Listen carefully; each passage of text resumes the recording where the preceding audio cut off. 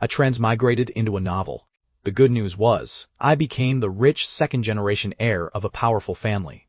The bad news was, I was the despised real heir who had been switched at birth. The even worse news was, the story was about to reach its grand finale. According to the original plot, the fake young master was about to inherit the family business. And my girlfriend, Vanessa, the moment she heard I had been abandoned by the Mercer family, immediately ditched me and ran off with the fake heir. Everything she said, openly and secretly, meant she wanted to become Mrs. Mercer. As for who Mr. Mercer was, that did not matter to her at all. Meanwhile, I would be kicked out of the house and left to wander from place to place. Every day, I would fight stray dogs for scraps of garbage. With a script this miserable, I had absolutely no desire to survive. I lifted my head and glanced at the clear blue sky. My expression was peaceful and relaxed. I planned to follow the original owner into the afterlife without hesitation, just as I was wondering whether getting hit by a car or jumping off a building would look more dignified. A group of passing kidnappers dragged me into a van. One of them pulled out a sharp knife and pressed it straight against my throat. With a vicious grin, he said, "Don't move. This is a robbery. Call your family right now. Tell them to bring $5 million in ransom. If you dare scream for help, I'll send you straight to hell with one stab." Sure enough, heaven had its own arrangements. I nodded with a pleased smile. Then I opened my mouth and screamed, "Help!" My shrill voice nearly pierced their eardrums. The two kidnappers froze on the spot. One of them quickly reached out and covered my mouth. He shoved every sound back down my throat. Then he snarled, "Do you believe I'll butcher you right now?" I shook my head hard. My eyes blinked with eager anticipation. I struggled to squeeze out one sentence. "Really? I don't believe you. Kill me and prove it." Who would have thought? The kidnapper had absolutely no intention of proving it to me. Instead, he pulled my phone out of my pocket. Ignoring my fearless, death-ready expression, he unlocked it and swiped his thumb across the screen. He called the most recent contact, Natalie Mercer. After a long, painfully awkward wait, the call was finally picked up 1 second before it disconnected automatically. Before the kidnapper could even speak, Natalie's sharp, piercing voice began ricocheting around the cramped van. She shouted, "Dylan Mercer, can you stop clinging to us like some disgusting piece of gum? Can you stop haunting us like a ghost? How many times have I told you? I will never acknowledge you as my brother in this lifetime." Her final sentence rang out with dramatic force. The kidnapper froze for a moment. Clearly, he had been intimidated by her momentum, but out of professional ethics, he still put on a fierce expression and barked, "Your brother is in our hands right now. If you don't pay $5 million, I'll kill him." Natalie sneered. Her voice rose another pitch. She said, "Dylan Mercer, is this the new trick you came up with?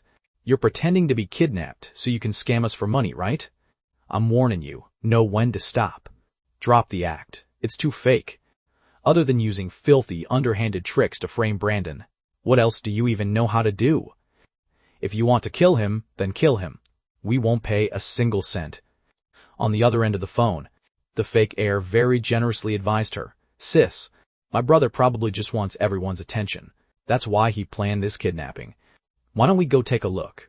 Otherwise, if he gets impulsive and does something extreme, it could still be very dangerous." Natalie snapped in a delicate voice, "Brandon, you're just too kind. A cowardly person like him. All he thinks about every day is how to scam more money out of the Mercer family. How could he possibly get kidnapped? This is nothing more than a little act." He directed and performed all by himself. After she finished speaking, the call was abruptly cut off. The van fell into silence. After a long while, one of the kidnappers asked the other, "Didn't they say Dylan Mercer was the real young master of the Mercer family? Judging from their reaction, why do they like that fake one more?" The two of them turned to look at me at the same time. They looked me up and down with heavy gazes. I could not help reminding them, "Respect your own profession. Why are you looking at me? Hurry up and kill me. There are only 30 minutes until sunset. If you don't kill me now, are you planning to spend another $20 and buy me dinner? As long as they killed me, I could escape this new identity as the despised outcast." Although I did feel sorry for the original owner, whose whereabouts were now unknown, I had no desire to drag out an existence in this world. Before I transmigrated, I was an office worker with a 9-to-5 job. I had no parents or family. I did not have any friends or brothers either.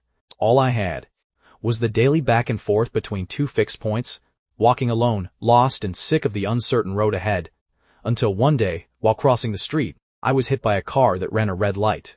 At that moment, my heart was actually calmer than it had ever been. It was as if a faint beam of light had pierced through the darkness and carried me away from that suffocating life. Then again, my heart felt like it had been soaking in seawater all along. Who would have thought that when I opened my eyes, I would be facing another hell-level beginning? At the same time, a book quietly appeared and unfolded in my mind. It told me that I had become the hated outcast in the story, the real young master who had been switched by a nanny at birth. After 18 miserable years in an orphanage, he finally found his biological parents. Unfortunately, just like all those similar cases in real life, his parents had already developed feelings for their adopted son. They were not close to their biological son at all. The joy of reunion was quickly diluted by the long years of family affection they had built with someone else. Their guilt toward their biological son came from the suffering he had endured, but separating from their adopted son and sending him away to suffer was a decision they would have to make themselves. So most wealthy families would not choose to send the adopted son back. Instead, they would continue raising him as their own. However, the real young master who returned after disappearing for 18 years could not compare at all to the fake young master, who had grown up receiving elite education since childhood. After a swan spent too long among crows, its feathers would have long since been stained a filthy black. That stain could never be washed away again. But when a crow fell among swans, after being cultivated by everyone day after day, it actually spread a pair of snow-white wings and blended perfectly into the swans around it. After being despised by everyone as crude and unpresentable, the worthless, real young master was kicked out of the house and left to wander the streets. Everyone turned around and continued surrounding the well-dressed, extraordinary fake young master. Their words were filled with endless flattery. In the end, the loser was described with only one light, careless sentence. That was, Dylan Mercer, who had tried so hard to win everyone's attention, was finally thrown out of the Mercer family. Penniless, he wandered the streets. In the end, he died at the hands of kidnappers who never received the ransom. Seeing this part, I cast an almost miraculous gaze toward the two kidnappers in front of me. After I requested that they kill me, the van once again fell into an eerie silence. The two buzz-cut kidnappers huddled their heads together. They muttered to each other for a long time. Yet they made a decision completely different from the original plot. They decided not to kill me. Instead, they planned to rob a jewelry store first and make some quick cash. The younger one asked worriedly, "Boss, didn't we agree to just extort ransom money? Now we're suddenly switching to robbery. I'm afraid we're not skilled enough for that line of work." The older boss glared at him in disappointment. "Isn't it all just making money? What's the difference? We can use this guy we grabbed as a hostage. We'll steal the gold and run." A worried voice rang out. The younger one asked, "What if we can't get away?" The other one replied, "It's fine. I already asked around. The food at the detention center in the capital is better than anywhere else.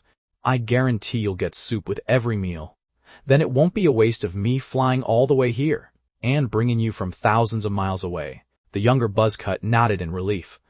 Ignoring my dead-inside expression, he threatened me sternly, "Behave yourself later. If you obediently act as our hostage and help us rob the place, we'll let you go afterward." I asked, "Can you grant me one tiny wish?" He replied, "No extra plot." I did not want to leave at all. By the end of the original story, there was no description of me left at all. I offered up my sincere heart.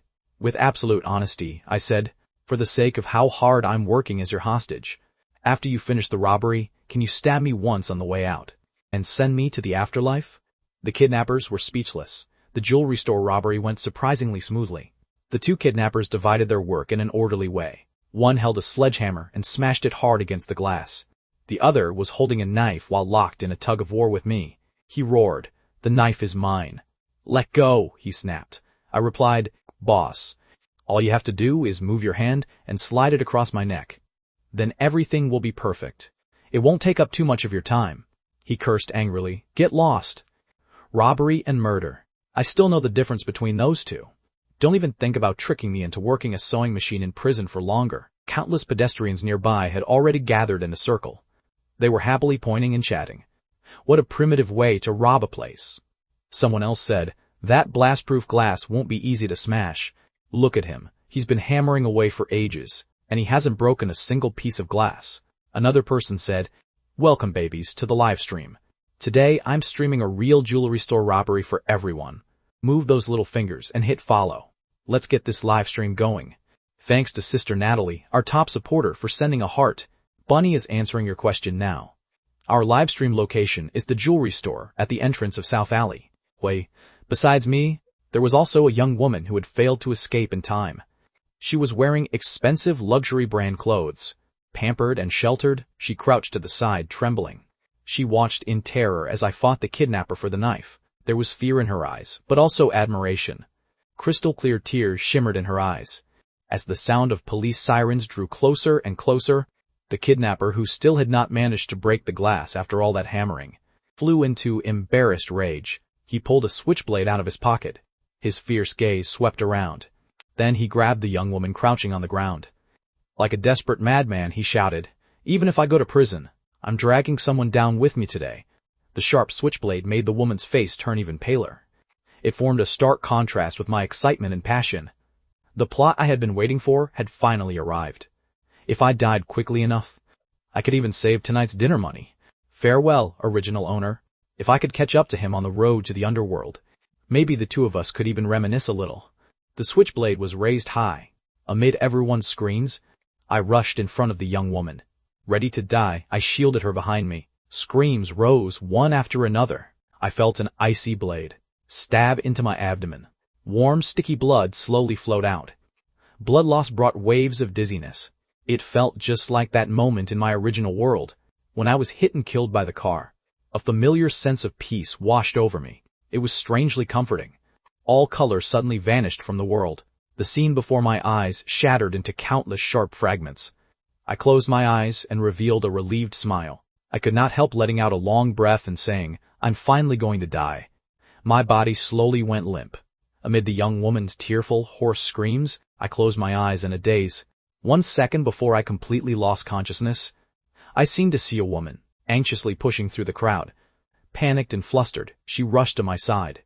Her face was full of fear as she shouted, "What are you standing there for? Call 911. Judging from the features that looked 50% similar to mine, this person should have been Natalie Mercer from the book, the original owner's biological older sister. But Natalie would absolutely never look at me with worry in her eyes. According to the book, ever since the original owner returned to the Mercer family, the person in the entire family who hated him most was her. On the day he returned to the Mercer family, Brandon Mercer, who had occupied the original owner's identity for 18 years, left the Mercer family that very night. After the whole family searched for him all night and brought him back, the drunk, utterly wasted Brandon looked miserable. He was like a homeless dog. His voice choked as he said, "Dad, Mom, Natalie, I thought you didn't want me anymore." Natalie helped him up with a heartbroken expression. Then she turned and shouted angrily at the original owner, "This is all because of you, you country bumpkin. Don't think that just because you're related to Mom and Dad by blood, you can bully Brandon like this. I'm telling you, blood relation can never compare to 18 years of living together day and night." By comparison, the original owner was wearing a cheap short-sleeve t-shirt. A shabby bundle sat by his feet. He stood in the luxurious Mercer family living room, the air conditioning making all the hairs on his body stand up. From start to finish, not a single person looked him in the eye. A country bumpkin image like that, so incompatible with a wealthy family, was naturally despised by high society. They all hated the original owner for suddenly appearing and destroying the peace and quiet the Mercer family had always had. From that day on, the original owner began a full year of humble, desperate attempts to please them, all to regain the family affection that had arrived far too late. But all he received in return was the contempt in their eyes, and their judgment of him as a textbook piece of trash, an embarrassment, someone who could not uphold the family's image. Until, in the end, the original owner was accused of so-called bullying and maliciously framing Brandon. After those actions were discovered, he was finally kicked out of the Mercer family. All alone, he had nothing left. Now it was my turn to accept this tragic fate. Sorry, but if the original owner could not walk down this colorless road, then I did not want to stay on it for even one more minute. The strong smell of disinfectant filled my nose. I struggled to open my eyes. When I turned my head, I saw Natalie's slightly worried eyes. Excessive medical treatment had turned my perfectly good suicide attempt into a rescue. It had not been easy to run into kidnappers. But in the end, the knife had stabbed off target. It avoided all my internal organs. I had only suffered a superficial flesh wound. If I wanted to die quickly, I would have to find another way. In the original plot, Olin was beaten to death by kidnappers who never received the ransom. But somehow, something had gone wrong. I had clearly fallen into the kidnappers' hands too. Yet I had survived perfectly fine. Had I not cooperated well enough? Or had I not shown my determination to die clearly enough? Being alive and well made me feel incredibly irritated. Natalie's voice beside me was even noisier. She snorted coldly and said, "Dylan Mercer, if you didn't always try so hard to get attention, with absolutely no limits, we wouldn't have refused to save you." I cut her off directly. "Shut up." The original owner had timidly tried to please them, but I would not. I sank into the soft hospital bed.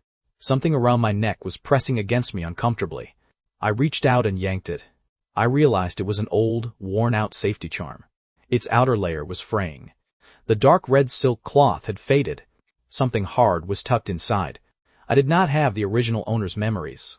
I only felt that this old, worn-out thing was in the way, so I yanked it off and casually tossed it away. It drew a perfect arc through the air. The words Natalie had wanted to say were suddenly all swallowed back down. After seeing the safety charm thrown away, she stared fixedly at my face. Her voice trembled as she said, "Dylan Mercer, you're just throwing away that safety charm like this?" I asked, "What else?" I looked up in confusion. Why wouldn't I throw away something that makes me uncomfortable? I was already miserable enough. I had been dragged into this strange world for no reason. I had become a hated outcast. Was it possible that I did not even have the right to throw away a safety charm? I did not even want my life.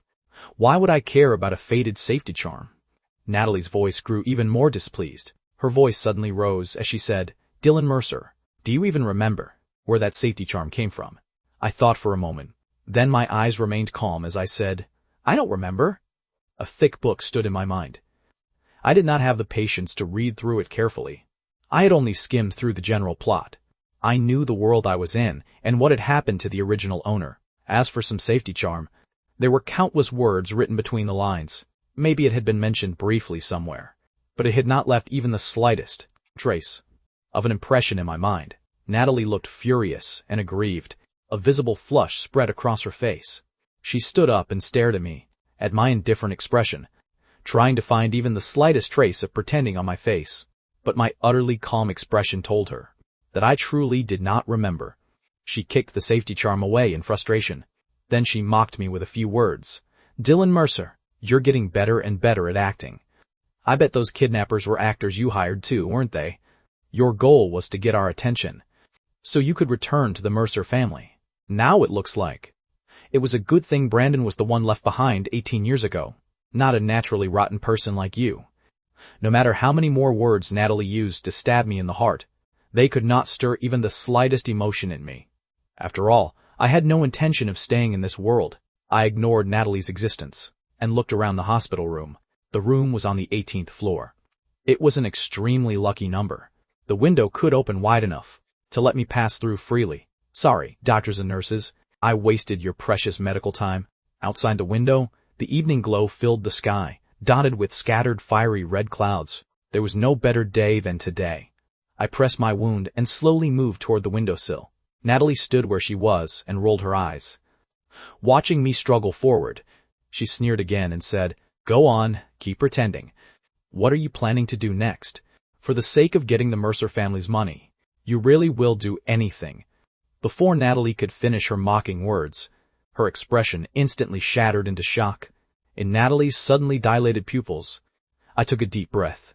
My expression relaxed at once. Then I closed my eyes, quickly climbed over the window, and jumped.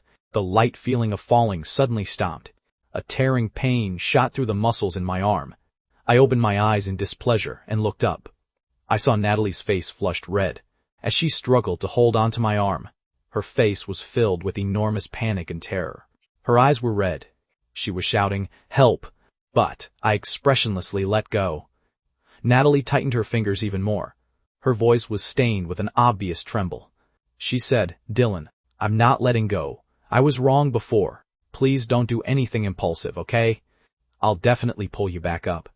With the help of the doctors and nurses who rushed into the room, they finally dragged me back into the hospital room through the window. One of my arms was nearly pulled out of its socket when I fell to the floor in a miserable heap. Natalie hugged me in lingering fear. Having just survived the disaster, her whole body trembled nonstop. Tears filled the corners of her eyes. She was completely worked up. She shouted hysterically, "Are you insane? This is the 18th floor. If I hadn't reacted fast enough and grabbed you, you would have been smashed into a bloody mess today." As she spoke, she seemed to remember something. Her lips instantly turned deathly pale. She stared at my indifferent face. Her lips trembled as she said, "Dylan Mercer, I thought you were deliberately putting on an act, just to get our attention, but you actually wanted to die." Fear made her somewhat incoherent. I looked at her in confusion. Natalie had not hated the original owner for just a day or two. She should have been happy if I died. So why did she look so regretful? Before I could figure out why, after all that struggling, my wound, which had not healed in the first place, split open again. Bright red blood gradually seeped out. It stained the bandages like scattered red plum blossoms. The world gradually blurred. My eyes rolled back. I completely passed out. When I woke up again, I was in the Mercer family villa.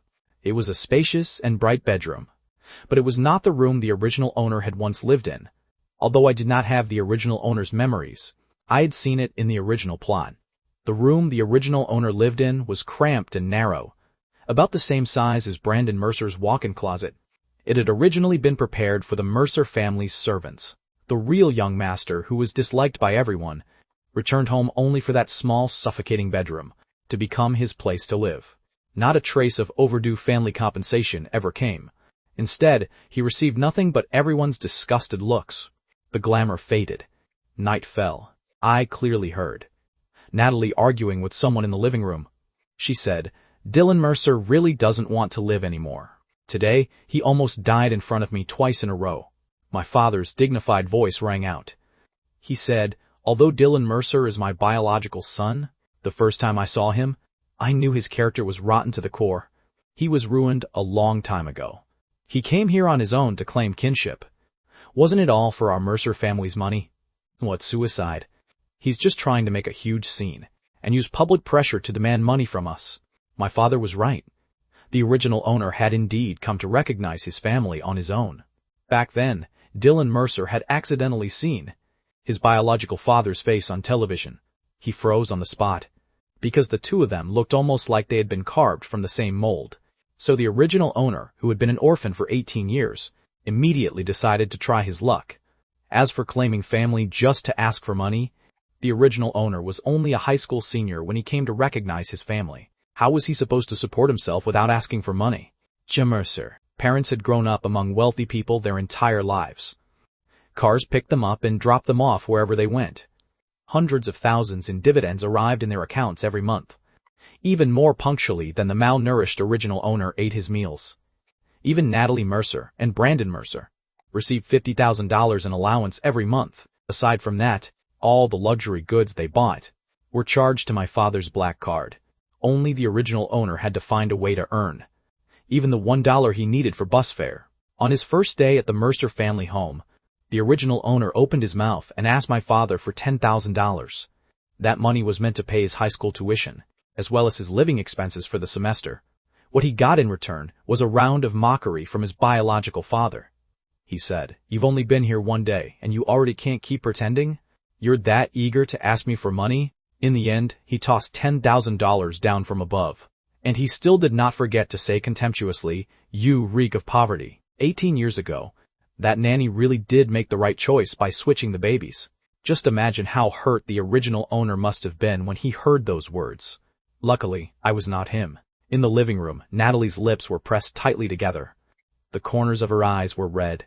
She shouted loudly, "Dad, Dylan really isn't pretending." If the doctors hadn't arrived quickly on the 18th floor, he would have been smashed into a pile of flesh. If someone hadn't suffered a truly unbearable grievance, how could they possibly have the courage to jump from the 18th floor? Even now, her hands were still trembling slightly. Thinking back to that heart-stopping scene, her face was deathly pale. Shock cracked across everyone's faces.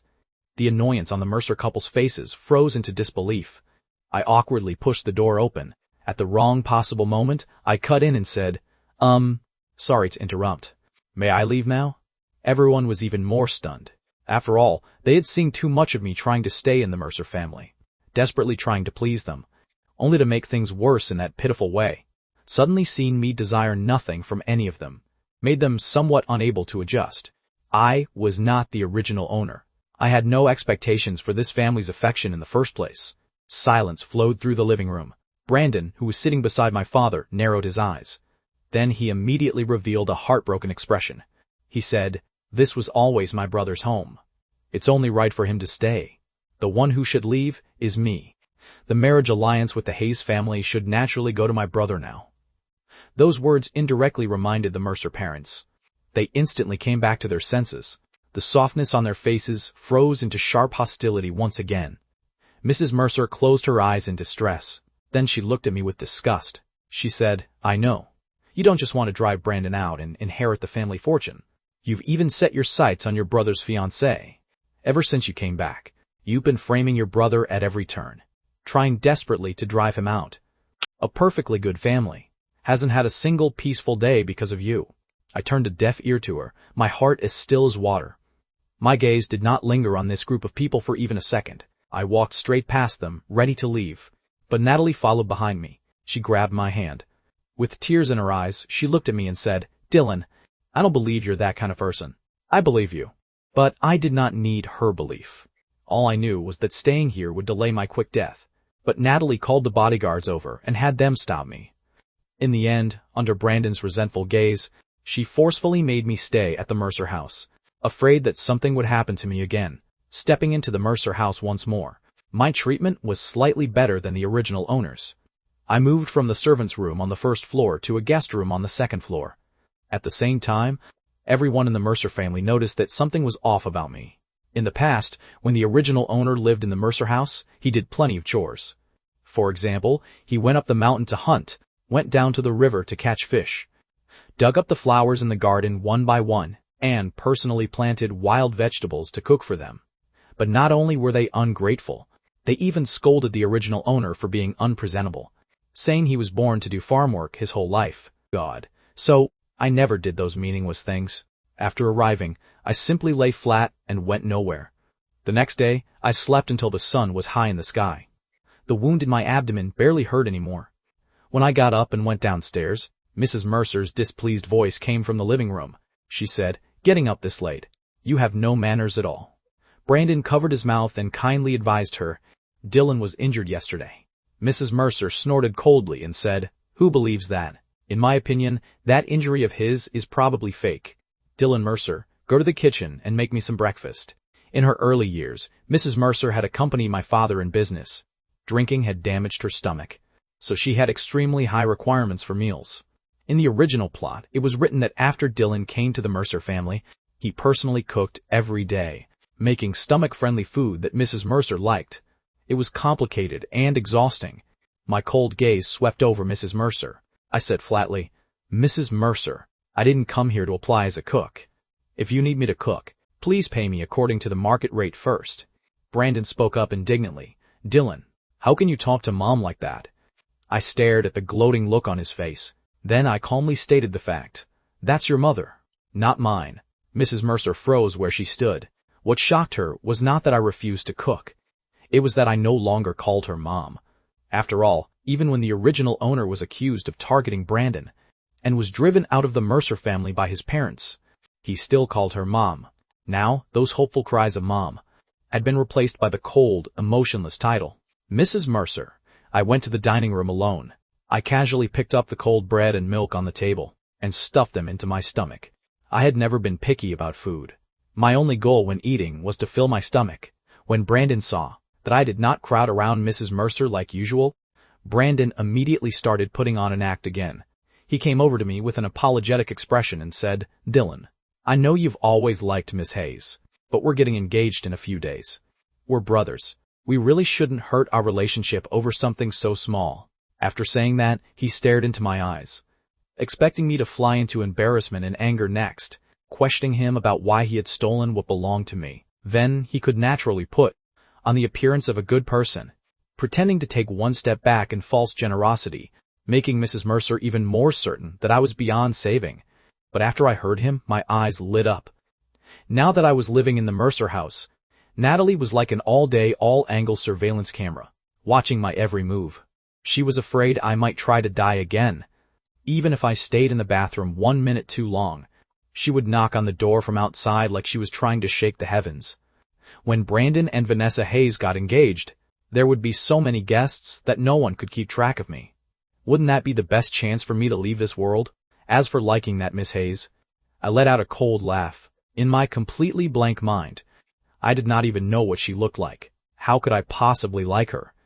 The marriage alliance between the Mercer and Hayes families had been arranged more than 10 years ago. They were only waiting for Miss Hayes to turn 18. Then the two families would officially form the marriage alliance. At the extravagant engagement banquet, Brandon, dressed in a crisp suit, sat in front of the grand piano at the center of the stage. The spotlight shone down on him. Everyone's envious eyes focused on him. He played the piano piece with effortless grace. Beautiful beyond words. I sat in the corner. In that instant, I understood why the original owner had felt so unwilling to accept it. Since childhood, Brandon had grown up pampered, with an allowance in his hands, so large he could never spend it all. His parents had also poured countless amounts of money, and invested tremendous energy into polishing him layer by layer. Only then had they shaped him into this dazzling figure today, receiving everyone's admiration. All of this should have belonged to the original owner. His life, which should have been wonderful, had been replaced by hunger in an orphanage, and by beatings and fighting over scraps. When Brandon Mercer received a motorcycle worth $300,000 as a birthday gift, the original owner was fighting over a 50-cent candy, until his head was bleeding. After going through endless hardship and finally finding his way home, he was despised by his parents for being crude and low class. In a wealthy family where profit came first, he had no value at all. Everyone rejected him. The most infuriating part was, the nanny who had switched the children back then had already died. Only the two children were left behind. Their misplaced lives could never be corrected again. When the song ended, Brandon came over to me with a smile. He straightened his collar and asked, "Dylan, did I play well?" I swallowed the roasted meat in my mouth and wiped the corner of my lips. Then I asked in confusion, "It was just okay. It sounded like you were fluffing cotton. If you're short on spark, you could bite down on a couple of lighters." I'd probably think that sounded better. Brandon's fake expression almost collapsed. He leaned close to my ear and said through gritted teeth, "Dylan, you came back too late. In this circle, even your biological parents won't like someone with no value at all. Do you understand?" What he said made perfect sense. I was worthless to the Mercer family. The whispers of the people around me kept drilling into my ears. They had no intention of avoiding me at all. Someone said, "That's the Mercer family's biological son, right?" Another person replied, "Yeah, he reeks of the streets. I heard he grew up in an orphanage and found his way home. On his very first day back, he couldn't wait to ask for money." Someone else said, "After more than 10 years outside, he was already ruined. If I were the Mercers, I wouldn't allow such an embarrassing son to bring shame on the family either." They were right. The Mercer family had never liked me. For a wealthy family, a son either needed business talent to expand the family's empire or social skills to strengthen their power. Whether it was the former or the latter, I had no value at all. But the equally unfamiliar Mercer family, to me, was also insignificant. At the engagement banquet, where everyone held wine glasses and flattered one another, I slipped out quietly through the back door, while no one was paying attention. Standing on the high rooftop, a gentle breeze brushed over my face. It felt relaxed and pleasant. The thought that I could escape this unfamiliar world made the heaviness in my chest ease a little. Although it would disrupt this perfect engagement banquet, no one should mind this tiny accident. Maybe everyone would even cheer for the departure of a hated outcast like me. I spread my arms. I took a deep breath of the rich fragrance of roses. The corners of my lips curved into a perfect arc. Just as I was about to climb over the railing and have another intimate meeting with the ground, a shocked shout came from behind me. "Dylan Mercer, don't do anything stupid." My steps paused. It was that persistent ghost again. Natalie's eyes were bright red. She carefully moved toward me, little by little. The worry on her face was so intense it almost blinded me. She choked out, "Dylan, don't be impulsive. The rooftop is dangerous. Come down first, okay? As she said this, her eyes stayed fixed on my movements. At the same time, she did not dare provoke me. She looked like an injured cat, humbly begging me. I frowned and stared at her actions, even from far away. I could see her body trembling slightly beneath her dress. For one brief moment, I seemed to truly feel that kind of familial affection and nervous concern between siblings. Hadn't Natalie always hated me the most? Why did she look like she had been possessed today? I took another step forward. Half my body leaned out over the rooftop. Natalie cried out in panic, "Dylan Mercer, don't go any farther. I was wrong. As long as you come down, whatever you want to do, your sister, will agree to it." Her expression did not look fake. Her eyes were completely bloodshot. The long hair she had carefully pinned up had also been blown messy by the wind, but behind Natalie, an untimely female voice rang out. The person let out a soft, mocking laugh and said, "Dylan Mercer, don't you think you're disgusting? To ruin this engagement banquet. You really will use any trick you can." I followed the voice and looked over. I saw Vanessa Hayes, dressed today in a custom couture gown, appear before me. She was the Hayes family heiress the original owner had liked. In my spare time, I had glanced through the original plot, when the original owner first returned to the Mercer family. While everyone disliked him, he met Vanessa Hayes. She was a wealthy heiress, beautiful and considerate. She was practically a beam of light, illuminating the original owner's terrible life. On top of that, there was the marriage alliance between the Mercer and Hayes families. If not for the switch back then, the person Vanessa Hayes should have married would have been Dylan Mercer, a child who had walked out of an orphanage, naturally fell in love with a girl who was like a little son. But what was obvious was, the person Vanessa Hayes wanted to marry was not any specific individual. It was the Mercer family. Brandon Mercer, as the Mercer family's heir, was the best choice for the Hayes family. How could Dylan Mercer, who had nothing, possibly catch Vanessa Hayes' eye? So that beam of light, after learning that Dylan Mercer was not favored by the Mercer family, immediately shifted away and shone on someone else. This was destined to be a love that ended before it began. It was the reality Dylan Mercer had crashed into until he was battered and bleeding. Vanessa Hayes hated him intensely. After seeing my swaying figure standing at the edge of the rooftop, she snorted coldly and said, "Dylan Mercer, hurry up and jump. If you don't jump, you're not a man. Even if you die, I won't care. No matter how much you pester me. The only person in my heart will always be Brandon." After hearing Vanessa say such vicious words, Natalie could not help slapping her across the face. She cursed, "Vanessa Hayes, who gave you permission to talk to my brother like that?" Vanessa clearly could not understand why Natalie, who had always hated me, had suddenly stood on my side and spoken up for me. She covered her face and turned her disgusted gaze toward me. Then she leaned delicately into Brandon's arms, aiming all her anger at me. She shouted angrily, "Dylan Mercer, what tricks are you playing behind our backs now? Did you say something to Natalie? Is that why she suddenly took your side? I'm telling you, Brandon Mercer isn't just my fiancé. He's also my savior. I will only love him in this lifetime." As soon as those words left her mouth, a clear female voice suddenly cried out in shock, "The person who saved you back then, wasn't that Dylan Mercer?" That one sentence made everyone gathered on the rooftop explode into chaos. Even the flashing spotlights could not hide Brandon. Turning pale as snow, the person who had spoken was the girl I had saved at the jewelry store that day. Audrey Wells looked different from how she had that day at the jewelry store. The fear and panic in her eyes had disappeared. When she looked at me, only firmness and trust remained, along with the intense worry that had never changed. Vanessa Hayes froze at first. After she reacted, she let out a mocking laugh. Even from halfway across the rooftop, I could feel Vanessa Hayes' deep disgust toward me as she said, "Dylan Mercer, just to get my attention. Are you really going to try every possible way to steal the credit for saving my life too?" Brandon, who was holding her, clenched his teeth hard.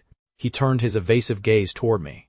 Then he said righteously, "Dylan, I know you've always wanted to fit into the Mercer family, and I know I occupied your place for 18 years. But I saved Vanessa 2 months ago. Everyone knows that. I know you like Vanessa. If you want the credit for saving her, I'll give it to you." His powerful words landed with absolute conviction. They made Vanessa's eyes grow even redder. Even Natalie was stunned for a moment. Falling into deep confusion, Audrey rolled her eyes. She took out her phone from her tiny handbag and tapped it open. A video appeared before everyone's eyes. In the footage, among car parts scattered all over the ground.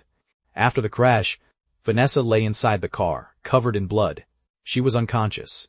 A figure was struggling to pull her out of the driver's seat. Then he urgently called 911. Although the streetlights in the suburbs were dim and yellow, Audrey's phone camera quality was excellent. It captured my side profile clearly. Even the scar on my ear could be faintly seen on the screen. In the original plot, the record of this scene had only been a few brief lines. It said, Vanessa accidentally crashed into a barrier in the suburbs. Her head hit the steering wheel and she passed out. In her daze, she felt someone save her. When she woke up, she found herself lying in the hospital, and beside her was Brandon, the one she liked, quested way and waste. She became even more infatuated with her savior. Their engagement date was moved up by several months. Audrey was still arguing on my behalf. She said, although I'm not part of the Mercer family, I've also heard that Dylan Mercer is the Mercer family's biological son. He suffered outside for 18 years. A year ago, he finally managed to come home. But not only did he fail to receive any sincerity from all of you, he was instead met with nothing but your cold looks. He's only 19 years old. Just how desperate must he have been to rush forward without hesitation at the jewelry store that day, determined to die as he blocked that knife for me? Her expression was furious and impassioned. Everyone listening could not help looking emotional. The video filmed on Audrey's phone was still playing on loop again and again. My thin, long-term, malnourished figure kept appearing as I struggled to drag Vanessa out of the deformed car, afraid that leaking gasoline might cause an explosion. I gritted my teeth and dragged her to a safe place. Audrey stared at Brandon's bloodless face again. Her voice turned cold as she added, if I hadn't happened to pass by, I'm afraid some people really would have stolen the credit for saving her life. Brandon's face was frighteningly pale. He clenched his teeth tightly. The venom in his eyes was completely exposed. I cast a grateful look toward Audrey. Although I was not the original owner, I still thanked her on his behalf. It was the video she had accidentally taken while passing by that gave the original owner his innocence. If I could meet the original owner on the road to the afterlife, I would definitely tell him this good news. Vanessa unconsciously pushed away Brandon, who was holding her. Her steps faltered. She stared into my eyes in disbelief and said, Dylan Mercer, the person who saved me back then was actually you? Vanessa was slowly moving closer to me. Guilt and pain overflowed from her face. She stretched out her slender, trembling fingers. Her voice shook as she said, Dylan Mercer, the rooftop is dangerous. Come down first. I promise I'll never misunderstand you again. Natalie also anxiously echoed from the side, yes. Dylan, come down first. It's dangerous over there. Come here. The worry on their faces did not seem fake. For one moment, I almost wondered whether I had somehow gotten the male lead's script, but I had no interest in arguing with them. Right now, I only wanted to exit the story as soon as possible. Behind me was the howling cold wind. In front of me, one worried face after another gradually enlarged before my eyes. I could not wait any longer. I had absolutely no obligation to walk the rest of this unnecessary hated outcast. Plotline for the original owner. I could barely live my own life properly. How could I possibly have the energy to live someone else's? I steeled my heart, and amid a wave of startled cries, I decisively turned around and climbed over the rooftop. I spread my arms. Then I dove straight out. Immediately after that came a backward 3.5 flip. I plummeted rapidly. The sky full of stars seemed to fall past my pupils before the rooftop disappeared. I saw Vanessa, who was closest to me, her worried expression instantly freezing into shock. She rushed toward me like she had gone mad. But she only managed to touch the corner of my clothes. Amid a chorus of screams, I crashed heavily to the ground. Yet I did not feel the pain I had expected. I moved my flexible limbs, and beneath me was something soft. A fall from the 5th floor should not have ended like this. Besides, the floors here were generally higher than normal. Amid the surrounding chaos, I clearly heard Natalie's voice, filled with relief after surviving a disaster.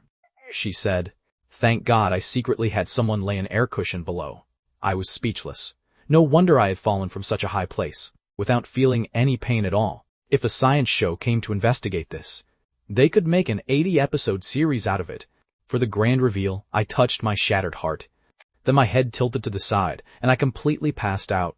The scenery around me changed. I seemed to fall into a bizarre and absurd dream. In this dream, I began walking alone again, in a corner of the city. The world of dazzling lights and nightlife always seemed separated from me by a hazy layer of fog. The people around me seemed unable to see me. They brushed past me one after another. I still maintained the life I had before transmigration, back and forth between two fixed points, rarely speaking to anyone. Every day, I opened my calm, emotionless eyes, and was swept alone into the crowded flow of people. Suddenly, a car roared toward me with its engine screaming. I could have dodged it, but after a long absence, a sense of shame rose in me, so I chose to stand still. The piercing sound of brakes rang out. I opened my eyes. I found myself back in the hospital again. I had been in this world for less than a month, and this was already my second hospital stay. This time, when I woke up, the area around my hospital bed was packed with people. Every one of them looked worried. Only after seeing me wake up did they slowly let out breaths of relief. Vanessa's eyes were red. She held my hand tightly, as if afraid I would leave her again. Choking with emotion, she said, "Dylan Mercer, I'm sorry. I misunderstood you before. Please don't give up on yourself again, okay? I know you've always liked me. I swear, once your body recovers, I'll agree to marry you." I cautiously pulled my hand back and said, "Like you? When did I ever like you?" The person who liked her was the original owner. If Vanessa turned into a handful of ashes right now, maybe she could still catch up to the original owner who had not had time to reincarnate yet. The two of them could have an unfinished ghost romance on the bridge of forgetfulness. I was just a wandering soul whose consciousness had arrived here. I had no interest at all in this woman before me, whom I had only met once. Besides, Vanessa Hayes really was not that great. On the first day, the original owner returned to the Mercer family. She was bright and dazzling, her eyes filled with subtle admiration for him. If that kind of low-level seduction relied on suggestive words and sensory stimulation, making its purpose easy to detect, then Vanessa Hayes' methods were clearly far more skillful. She precisely grasped the original owner's emotions. Through intellectual resonance and subtle hints, she walked step by step into his heart. When the original owner made a joke, her laughter was soft and gentle. No matter what topic the original owner brought up, she could respond. She obediently followed by his side. The admiration in her eyes was almost overflowing. From time to time, she would mention the marriage alliance between the Mercer and Hayes families. But while keeping the original owner company, she was closely watching the Mercer family's attitude toward him. She did not know whether the Mercer family valued the real young master more, or the fake young master they had raised for more than 10 years. The result was obvious. The Mercer family did not care about the original owner. After Vanessa learned this, she immediately drew a clear line between herself and the original owner. Then she turned toward Brandon Mercer instead. The two of them often stood in front of the luxurious and magnificent Mercer villa, smiling as they watched the original owner being abandoned by everyone in such a miserable state. To me, Vanessa Hayes was like mud on the bottom of a shoe. Whoever touched her was unlucky. Perhaps the meaning in my eyes was too obvious. Vanessa shuddered slightly. Suppressing the unease in her heart, she forced a smile and said, "Dylan, how could you possibly not like me?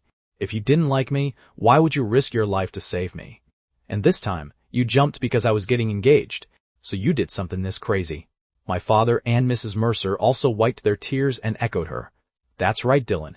When you get better, we'll change the engagement. Then you can happily marry Vanessa. How could you be so cruel to jump from such a high building?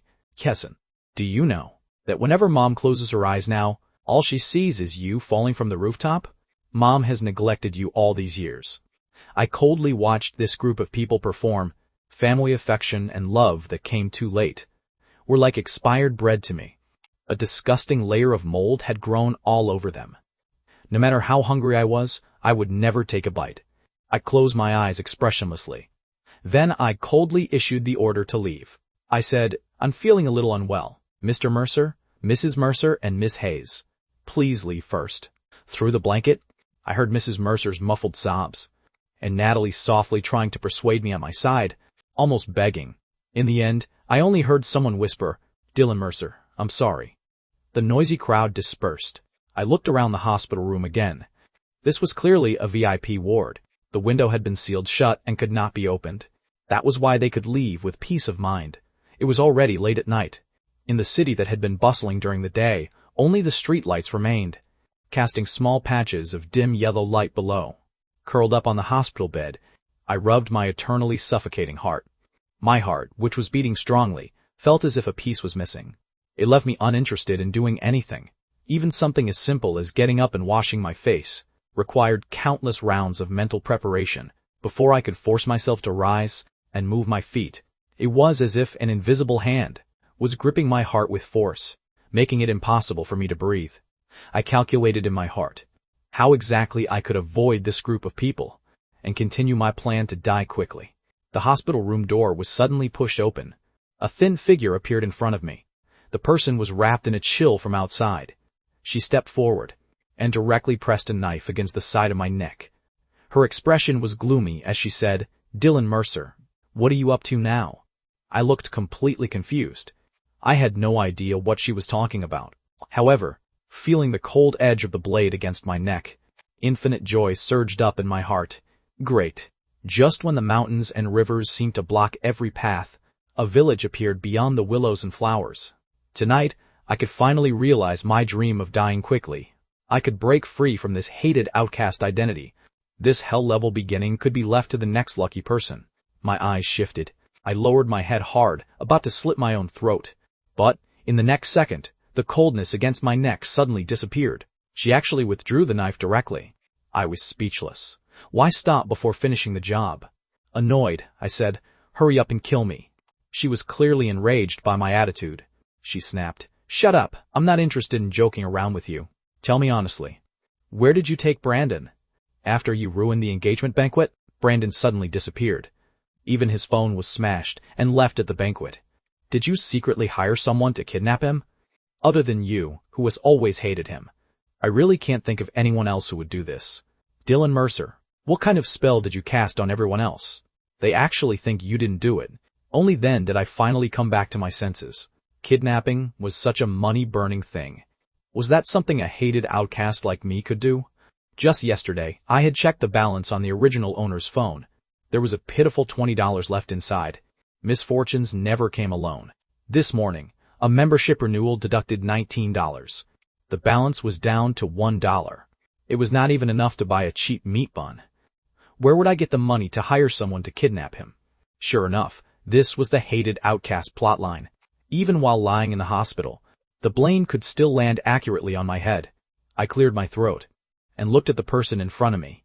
First, I asked the question in my heart, "Who are you?" The person's expression suddenly froze. The bright white hospital light shone on her face. I clearly saw the earthquake in her pupils. After a long while, she finally answered stiffly, "Dylan Mercer, what trick are you playing now? How could you possibly not know me?" Of course I did not know her. There was such a thick book in my mind. Countless names appeared in it. How could I possibly match every new face to every name? I knew Natalie, because she looked extremely similar to me. We were fraternal twins. I knew Vanessa Hayes, because she was engaged to Brandon Mercer. The family had mentioned her to me countless times. As for this person who had suddenly appeared before me, who the hell knew who she was? I casually made up a lame excuse. I fell from the rooftop at the engagement banquet. I accidentally hit my head. My memory has some problems. I've forgotten a lot of people from before. Those few brief explanations made her take a step back. In disbelief, her eyes instantly turned red around the rims. Her lips trembled, but she still did not dare believe it.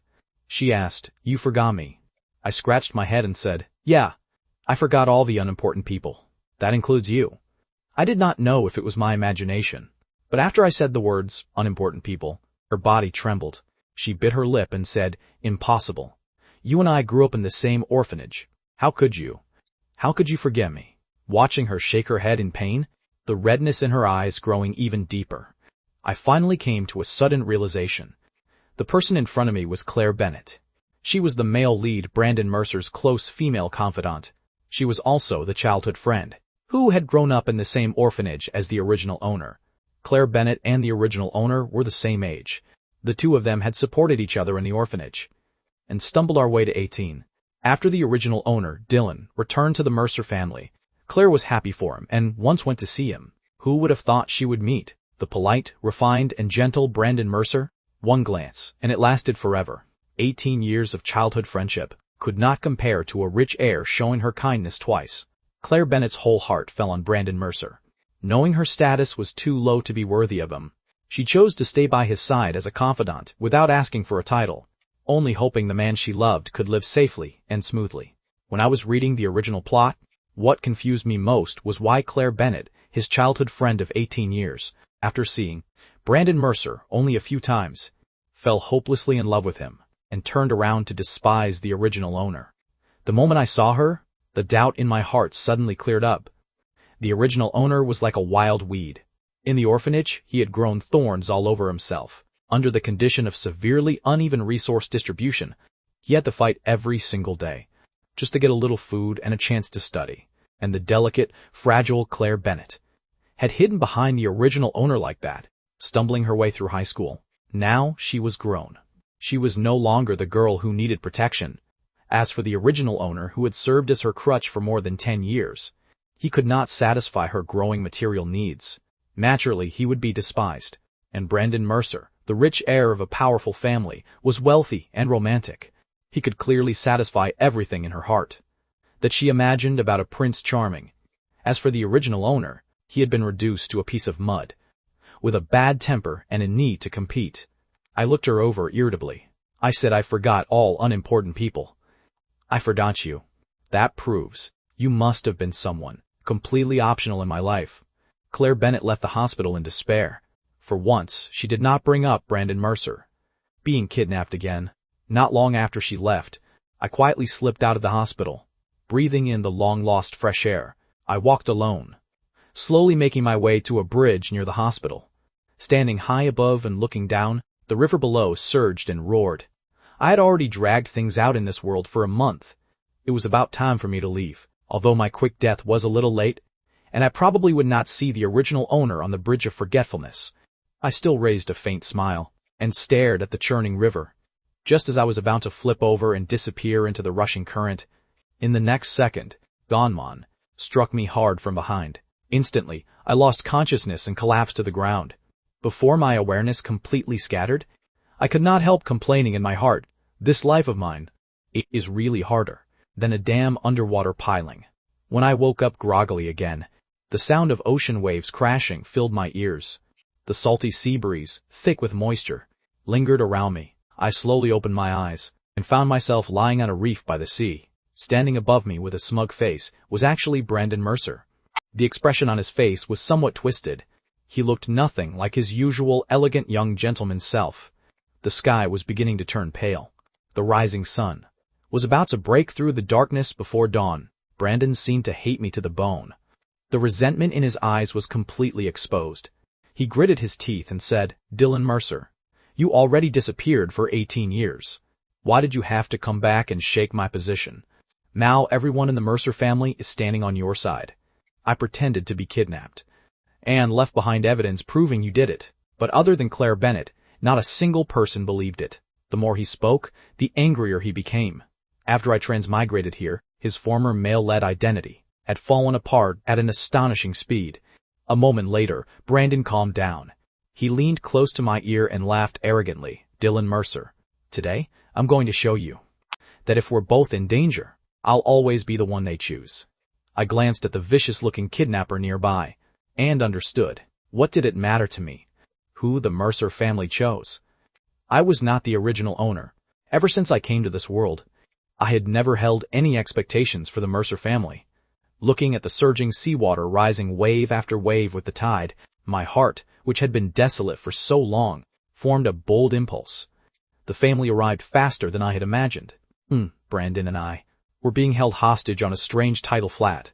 With the slightest fall, behind us was the black seawater that could swallow a person instantly. Natalie stood not far away with 2 huge dark circles under her eyes. She shouted, "How much money do you want? Let them go right now." The kidnapper shouted impatiently, "Let both of them go? Then what the hell am I supposed to use as a hostage? You can only choose one to leave.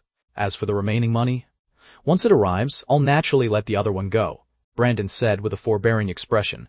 "Dad, Mom, don't worry about me. Save Dylan." Claire Bennett's worried eyes shifted back and forth between me and Brandon several times. In the end, she hesitantly said, "Dylan, you hired this kidnapper, right? The tide is already coming in. It's dangerous to stand there. Come back quickly. As long as you come back, I'm willing to forgive you." I rolled my eyes. The kidnapper grew even more impatient. He said, "Choose already. Otherwise, I'll throw both of them into the sea." My father and Mrs. Mercer were already a tangled mess of panic. Natalie hesitated.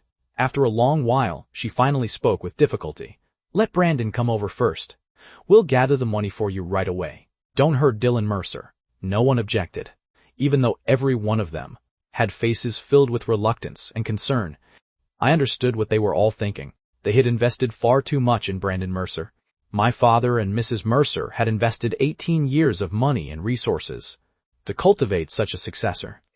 Natalie had been Brandon Mercer's sister for 18 years. Although they normally had conflicts, more than 10 years of family affection was still hard to cut away. As for Vanessa Hayes, although she now knew I was her savior, she and Brandon Mercer had been childhood friends for more than 10 years. The feelings she had invested were not entirely fake either. Naturally, she was reluctant to abandon them overnight. As for Claire Bennett, back in the orphanage, she had been the one hiding behind me and taking from me. She had grown used to taking. How could she ever sacrifice anything for me? Only I had been abandoned from beginning to end. They had not spent even the slightest bit of effort or money on me. The less they had given, the less likely they were to choose me at the critical moment. Brandon nodded in satisfaction. Before leaving, he said smugly, "Dylan Mercer, I told you, didn't I? You will never compare to me. In everyone's heart, there will never be a place for you." I raised an eyebrow and said, "Is that so?" The rising sun slowly climbed upward. Faint light scattered across the surface of the sea, breaking into patches of dazzling shattered gold. Brandon Mercer had already gone ashore. Natalie looked at me anxiously again and said, "Dylan, Dad and Mom are already raising the money. The $30 million in cash will be gathered soon. Don't worry." Vanessa Hayes also echoed from the side, "Dylan, don't worry. I will definitely marry you. After this, I'll definitely draw a clear line between me and your brother." Yet my state of mind miraculously calmed down. My heart was still as water as I looked at everyone. I spoke without the slightest emotional fluctuation. No need to waste the money. Everyone's faces froze. Since I had lived once in the original owner's place, I might as well say a few words for him before leaving. I turned toward the Mercer parents. I said, "Mr. Mercer, Mrs. Mercer, why bother spending money on an outsider? Let's be honest here. We were never close to begin with. Since we're not close, there's no need to pretend we are. We only lived together for 1 year. You don't like my existence. And likewise, I'm sick of this whole insane family of yours." During the year I lived in the Mercer house, I never bullied or framed Brandon Mercer. If you don't believe me, you can check all the surveillance footage. Natalie's face turned impossibly pale. It was as if she had sensed something. The fear in her eyes grew stronger and stronger. I looked at Vanessa Hayes again. In fact, I did not have much of an impression of her. Even now, I had only just clearly remembered what she looked like. I said, "Miss Hayes, your fence-sitting behavior is truly pathetic. To put it bluntly, you belong to whoever offers the highest price. You wouldn't even care if the Mercer heir were a dog, because all you want is to become Mrs. Mercer."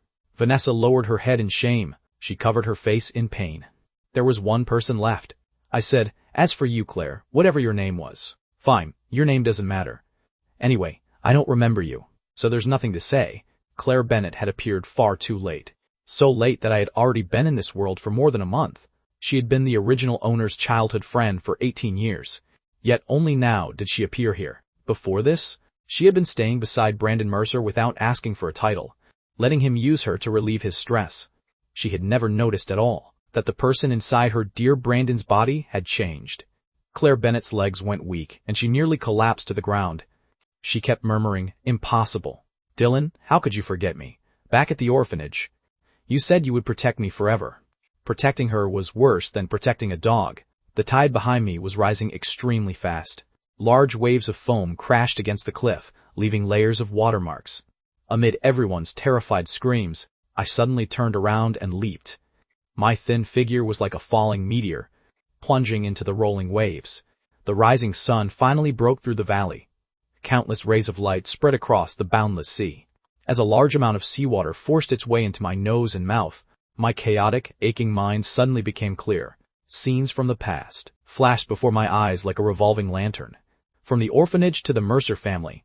From the Mercer family to being driven out and wandering the streets, I finally understood. Why, in my original world, I had never had a single friend or family member. That was a world I had imagined under extreme pain. In a world that had never existed. Naturally, no one would see me, and no one would pay attention to me. I was like a lonely ghost drifting through the city, imagining a plain life where I walked alone. The book in my mind had never existed at all. The words written in it were all the reality I had experienced. The arrival of death shattered every illusion. The final mouthful of seawater poured into my lungs. I slowly closed my eyes. So from beginning to end, I had always been the hated outcast, Dylan Mercer. Audrey Wells's side story. After working overtime for more than a month straight, I stretched tiredly. All cooperation between the Mercer family and the Hayes family had been terminated. The newly changed suppliers needed to be coordinated from scratch. When I went to the Mercer villa to retrieve the termination contract I had left behind, I once again saw the Mercer family tearing each other apart. Mrs. Mercer's hair was disheveled as she struggled forward. With a twisted face, she lunged in front of Mr. Mercer. She reached out and left 5 bloody scratches across his face. Her mouth kept cursing relentlessly. Remember this. You were just a live-in son-in-law back then.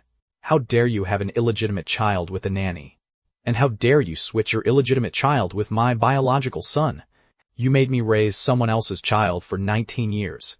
I'm telling you, this debt between us will never be settled. Only then did I remember that the entire circle had been talking about it for months. Dylan Mercer had jumped into the sea and died. Even his body had never been found. The devastated Mercer family had guarded the seaside day after day, waiting for a miracle to appear. Unfortunately, no miracle came. What arrived first was an even bloodier scandal, an anonymous paternity test was delivered into Mrs. Mercer's hands. It was written clearly in black and white that Brendan Mercer and Mr. Mercer were actually biological father and son. Mrs. Mercer, who had collapsed completely, immediately investigated everything from 19 years ago.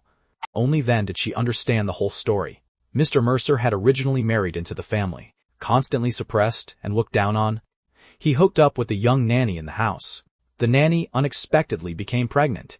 She gave birth on the same day as Mrs. Mercer. The words, "live-in son-in-law," pressed down on his head like a mountain. Looking at the son born from the woman he loved, he came up with the idea of switching the babies. From that moment on, his illegitimate son became his and Mrs. Mercer's legitimate son, raised right under their knees. Meanwhile, Mrs. Mercer's biological son, Dylan Mercer, was thrown into an orphanage by him. Inside the chaotic Mercer villa, Mrs. Mercer was still fighting like a madwoman.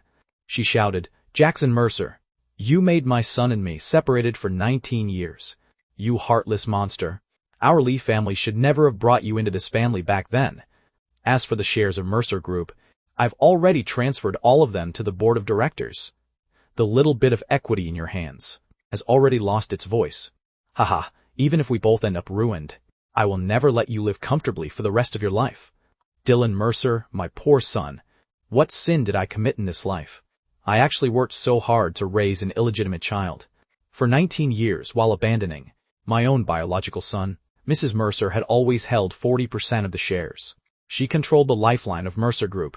This time, she transferred all her shares to their competitors. Mr. Mercer was kicked out of the board that same day. The massive building that was the Mercer family collapsed overnight. As for Natalie, I looked toward Natalie, who was sitting blankly under the eaves. Her face was covered in tear tracks. The circles under her eyes were dark. Clearly, she had not slept in a very long time. In her hand, she was tightly gripping a faded safety charm. I heard that this safety charm was just a souvenir Natalie had casually bought. On the day Dylan Mercer returned to the Mercer family, Natalie had given this worthless little thing to her biological younger brother. It was the only gift she had ever given her brother, a safety charm worth $20.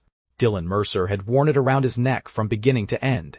He had treasured it as if it were brand new, but for some reason, the safety charm had returned to her hands.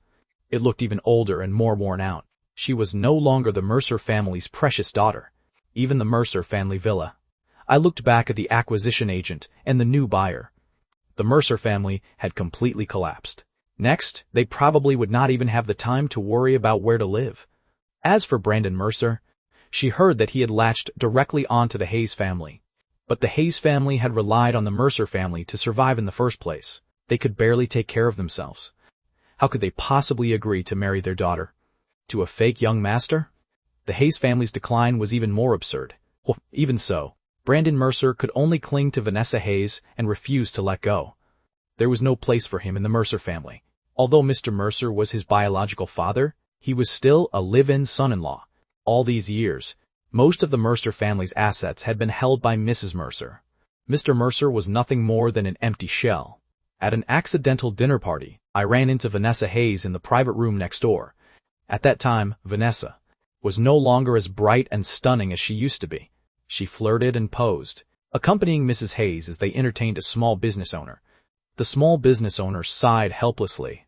"Mrs. Hayes, let me tell you the truth. The Mercer family has fallen. Now the Wells family stands alone at the top. Who doesn't know that back then, Dylan Mercer saved the Wells family's heiress at the jewelry store? Now that the Wells family has spoken, who would dare give you any orders?" He shook his head at Vanessa and said, "Sigh. If only your daughter had married Dylan Mercer back then. I heard Dylan Mercer was deeply devoted to you." Vanessa left the private room in a daze. On a street covered in misty autumn rain, had a fierce argument with Brandon, who had come to pick her up. She screamed hysterically, "This is all your fault. You useless, illegitimate son who can't show his face in public. If I had married Dylan Mercer back then, I would never have ended up in this situation." But in the next second, there was a sharp slap. Brandon slapped her across the face. Brandon cursed angrily. "You're already engaged to me. Try mentioning Dylan Mercer in front of me one more time. I'm telling you, you'll never get rid of me in this lifetime." I remembered the last time I saw Brandon Mercer. He had still been a refined young heir from a wealthy family. Yet in just a few months, the elegance and composure on Brandon Mercer had vanished. He had become a complete madman and thug. But if you asked me, no matter how crazy he was not as crazy as Claire Bennett.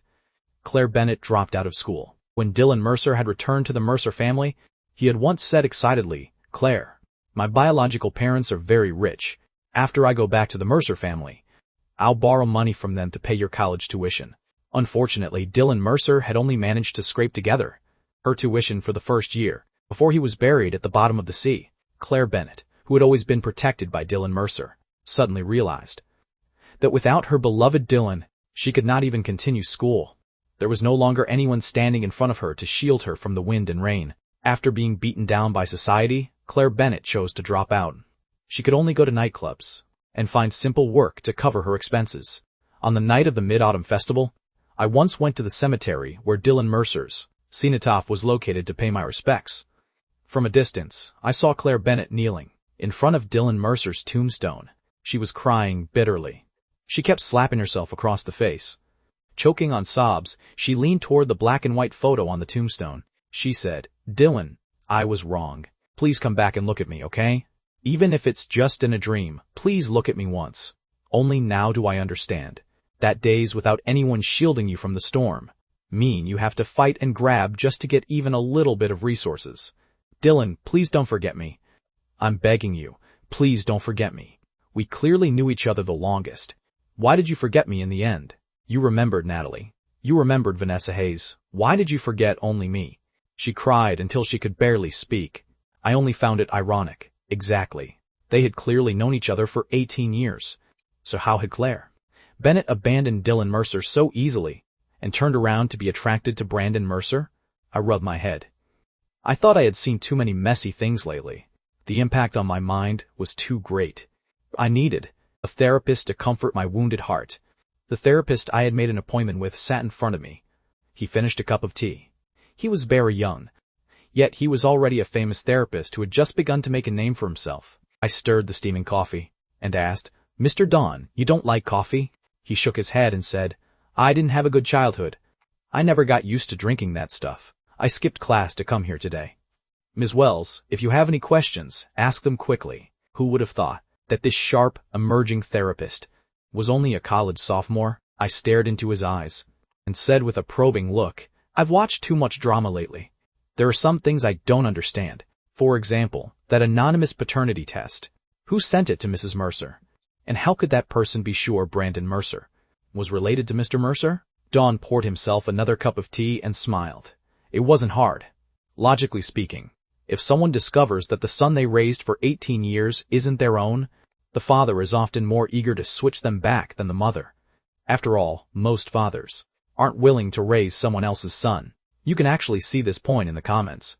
Under news stories about children being switched by mistake, and families refusing to switch them back, quite a few mothers say that if their own child had been switched, they wouldn't switch back. They say after raising the child themselves, how could they bear to let go? But most fathers express that even if they can't bear it, the child must be switched back. In other words, when it comes to emotional loss, fathers are more likely to cut their losses.